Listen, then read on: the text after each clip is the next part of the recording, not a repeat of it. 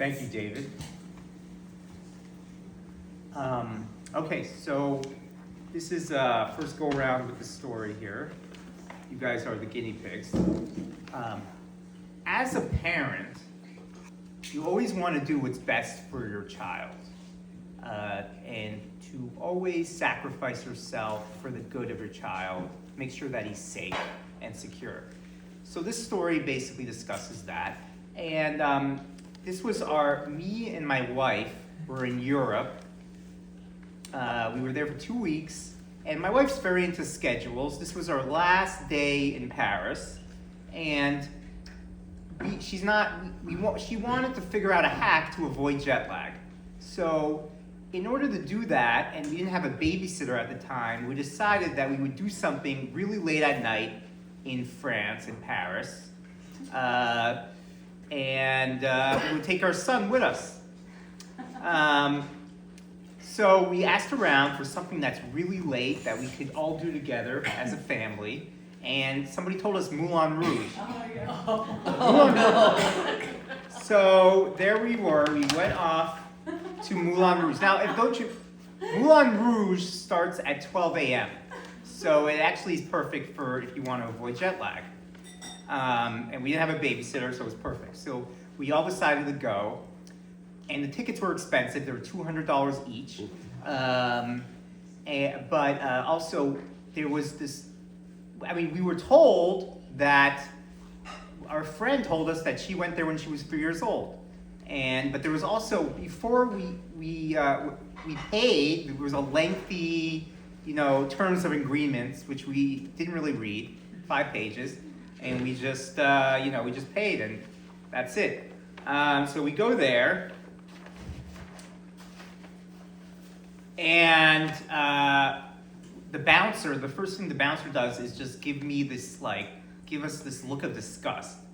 Everybody there is, and he's like, there's no kids allowed here under the age of 2. My son was 1 at the time. It makes sense in retrospect. It's a cabaret. But, so no children, and he said, but we were told, no, you go, if you want a refund, go to the ticket counter. I'm like, okay. We're like, okay. So there was no way he was letting us in. So we go to the ticket counter, and I'm arguing with the lady at the ticket counter. It starts cordial, and she's like, we're like, you want a refund? No. And she shows us the agreement that we signed, this 5-page agreement, and it says it like 3 times: no kids, no kids, no kids under 3. There's really nothing we could do. And then I was like, what should I do? He goes, I am not your friend. This is a very French way. They're just like, no, I'm not going to help you. I'm not your friend. Go away. So, where I tried, nothing happened. All right.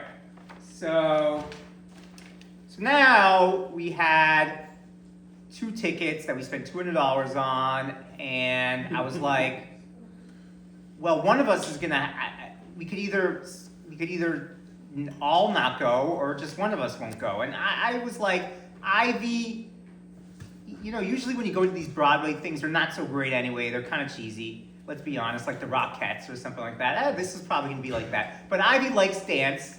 Ivy's very into dance. And so I was like, you know what, you go, and I'll stay with Natan, and you just have a good time. And yeah, so she agreed, and that's it. So she was off. Anyway, I had the tickets. I had my ticket, and I tried to scalp the tickets. The lady was not having it at the ticket booth.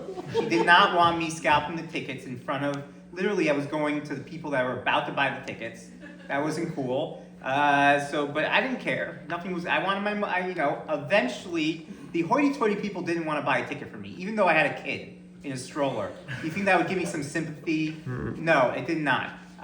But eventually, an older woman, kind of raggedy, I don't know, she was missing teeth, like a little rednecky.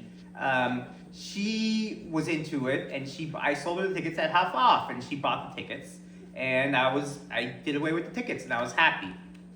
So now there was the question of what to do. Here I am. Now, if those of you don't know, Moulin Rouge is in the red light district of Paris. It's probably like the seediest area of Paris. And I'm wandering around with a stroller and my son, and I was like, okay, all right, maybe we'll just look around, the sights. So I'm going around, and I'm getting really thirsty. I kind of want some orange juice. And I'm also thinking this is not good for my son. It's not like he knows what all these, XXX things, and he doesn't really know what's going on, but it's dangerous. Let's be honest, seedy areas are not safe areas, as a general rule. So I decided that I would go into a bar, get something to kill two birds with one stone, get something to drink, and go to the bar. But the problem was, all the bars were really strip clubs. There's a bunch of strip clubs, and they wouldn't let me in. They all had a policy, no children allowed. Another situation here. But I was persistent. I kept going up to bar after bar, because it's better to be in a bar where the bouncers are than be outside. And eventually, once again, one of the more shadier bars, one of the most shadier strip clubs, the guy didn't have teeth also. There's starting to be a pattern here, people without teeth. He let me in to the strip club. He thought it was funny. And I went in, and, my son's asleep. So there I am with my son at the strip club, and, there's pole dancers, all that stuff. And it's a little bit awkward. I'm not gonna lie, it was a little awkward. People were laughing at me.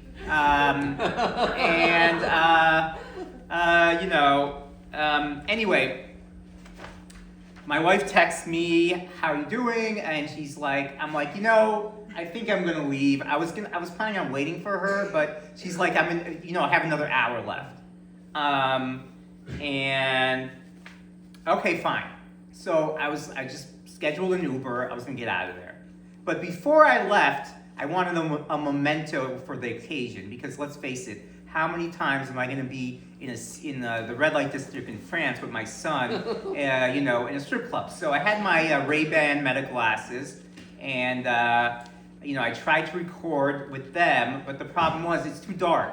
You couldn't really get just to pick a quick shot of my son in the pole dancer, just like a funny joke. I wasn't gonna.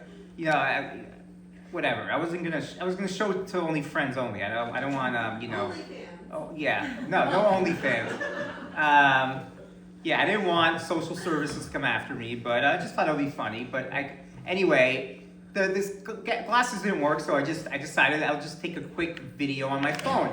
I take out my phone, and apparently. That's not cool. You're not allowed. You're not allowed to videotape even for a couple seconds in a strip club. So I didn't really know that. And the strippers got angry, and my Uber arrived. So I quickly ran with the stroller into the Uber, and brought my son to safety. My wife came.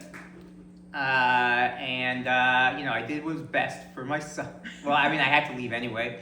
But and my wife came back, and she told me that she was happy that I made the right decision. And also, she didn't know what she was more happier about, the fact that I made the right decision or I saved $100 by scalping my ticket. I